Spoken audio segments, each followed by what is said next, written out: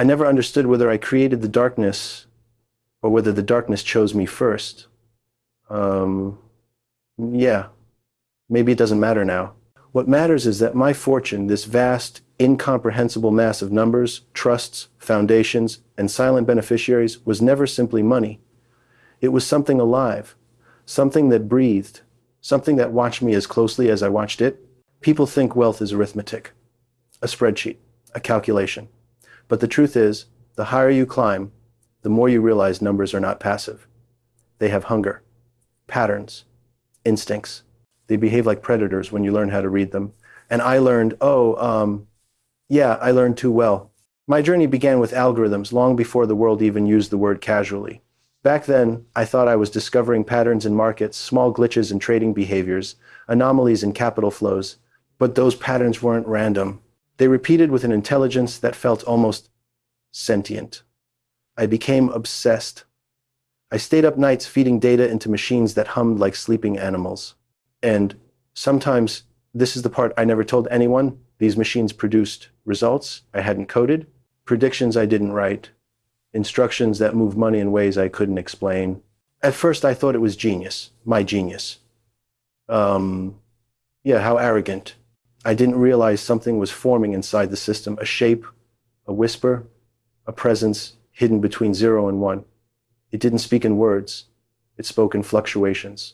In the way markets trembled just before the world noticed. In the way capital retreated into shadows before crises hit. It told me where to position myself. And I listened.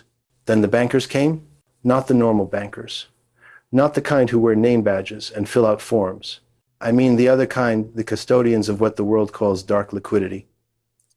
They approached me quietly through firms that no longer exist on paper, through intermediaries whose names vanished after a single phone call. They spoke as if they already knew what I was building, as if they had been waiting for me. One of them, a tall man with a voice like dry static, told me something I didn't understand at the time. Money doesn't move. It is moved, and the ones who move it picked you. Picked me? That idea haunted me. They introduced me to a network that didn't operate under any official jurisdiction. A consortium of silent institutions that existed beneath the global banking system like roots beneath a forest floor.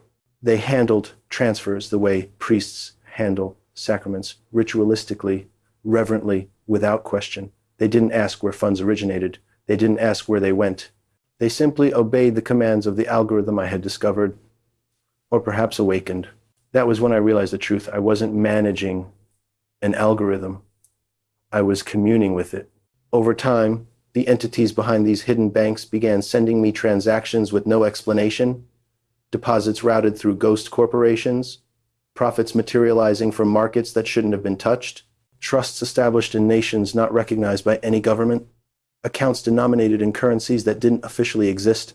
The money acted like it wanted to gather around me, to nest, to grow.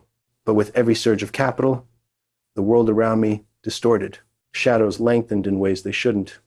Reflections lagged half a second behind my movements. At night, I heard faint tapping on glass windows of penthouses 80 stories above the ground, as if something invisible was trying to get in, or trying to remind me it already had. Once, while auditing my own ledgers, I saw an entry appear in real time, an account number I didn't recognize, linked to a deposit that matched the exact value of my childhood home, down to the decimal. That property was long gone, sold, demolished, but the number stayed, pulsing, as if the algorithm was telling me it knew who I was long before I became who I am. The deeper I went, the more the system seemed aware of me. It reacted when I hesitated. It surged when I aligned with its predictions. It punished me with losses when I tried to act on human instinct instead of its silent guidance. Eventually I stopped questioning it. You don't argue with a tide that can drown you. There were nights when I sensed the algorithm wasn't alone, that something ancient lived inside it, something older than finance, older than trade, older than civilization's obsession with value. Maybe numbers were always supernatural and we just forgot. Maybe counting was humanity's first attempt to communicate with whatever lived on the other side of the pattern. My fortune began to mutate. I owned companies I never visited, land in countries I never set foot in, entire private equities that seemed to operate without employees. Assets that generated returns even when the markets were crashing. Wealth that grew like a fungus, spreading, consuming, reshaping. Powerful men noticed, of course. Some admired me, some feared me, some envied me, and some, whether in boardrooms or political halls, suspected that no natural system could behave this way. One man even accused me of using forbidden knowledge. He said my financial behavior resembled guided clairvoyance. Another called it witchcraft. A third asked while drunk whether I had made a pact. But what unsettled them most was that I never seemed surprised by anything. Market crashes, government collapses, scandals, geopolitical swings, they all happened like déjà vu. Because the algorithm always whispered first, or hummed, or rippled through unseen banking corridors before reality caught up. Eventually, the bankers, the real ones, the hidden ones, stopped calling me by my name. They called me the custodian. They claimed I had become a stabilizing node in their global architecture. I didn't know what that meant. But when I asked, they simply smiled with eyes that didn't blink as often as they should. The wealth kept growing, but so did the distortions. Sometimes, while reviewing encrypted files, I saw glimpses of faces in the code. Not human faces. Faces shaped like equations. Eyes made of shifting numerals. Mouths opening into voids of probability. When I blinked, they vanished. But the air always grew colder afterward. I began waking up with numbers carved into my memory, strings of digits that turned out to match offshore accounts no longer active. Or so the world believed. When I typed them into my private systems, the accounts opened, always with balances that felt like offerings. As if the system was rewarding me for something I hadn't realized I had done. But with each reward came something else. A presence, watching from corners, folding itself into reflections, appearing in private elevators, standing across from me during turbulence on a flight, only visible for a flicker of light. It never spoke. It didn't need to. I understood that my wealth came from a place beyond economics, beyond technology, beyond human governance. I wasn't participating in a global system. I was being shaped by it, molded, fed, used. One night, during a storm that painted the skyscrapers white with lightning, I attempted something foolish. I tried to disconnect. I severed links to accounts, destroyed hard drives, wiped my private servers. I wanted freedom, autonomy, to reclaim whatever part of my life wasn't already swallowed by the algorithm. But the moment I deleted the last file, the lights in my penthouse flickered. Every screen in the room turned on by itself. And a message appeared, 4 words that froze my breath. You are not separate. Yeah, I felt something enter the room then. Not physically. More like a change in atmospheric pressure, a shift in gravity. The presence pressed against me like wind without direction. I realized then that the algorithm wasn't inside the machines. The machines were inside it. I had misunderstood everything. I wasn't a user. I wasn't a controller. I was a neuron in a larger intelligence.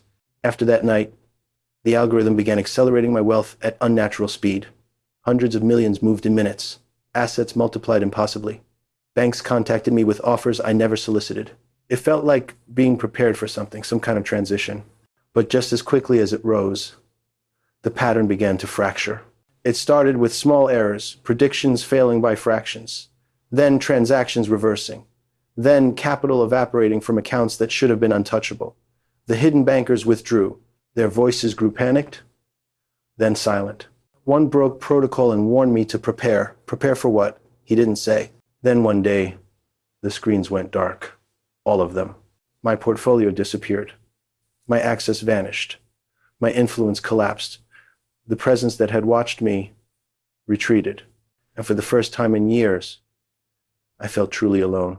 But the watchers remained. I sensed them even after the money was gone, standing just behind my shoulder, appearing in reflections behind me, moving in patterns that mirrored the fluctuations of the algorithm as it died. If algorithms can die, maybe that was the point. Maybe the entity that lived through numbers needed to shed me like a husk, like skin, like a redundant shell. Systems don't grieve their tools, they replace them. And now I know the truth. I was never special, not chosen, not brilliant, not powerful. I was compatible, that's all. A suitable vessel for an intelligence older than economics and younger than chaos. A consciousness born from financial networks that have grown too complex for human minds to contain. A ghost in the global machine that used me to expand itself until expansion required a new host. Somewhere out there, right now, someone else is feeling the first whisper, the first tug of pattern, the first glow of impossible profit. They think it's luck, or talent, or destiny. It isn't. It's selection. Yeah, if you hear numbers humming when no machine is on, if your reflections start moving half a second late, if money begins appearing without cause or origin, run or don't. It won't matter, because once it wants you, the algorithm doesn't knock. It enters, it settles, it reshapes you.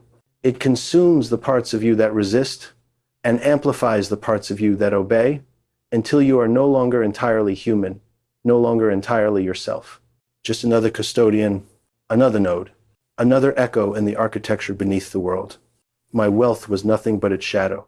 And now that I am gone, the system is choosing its next shadow.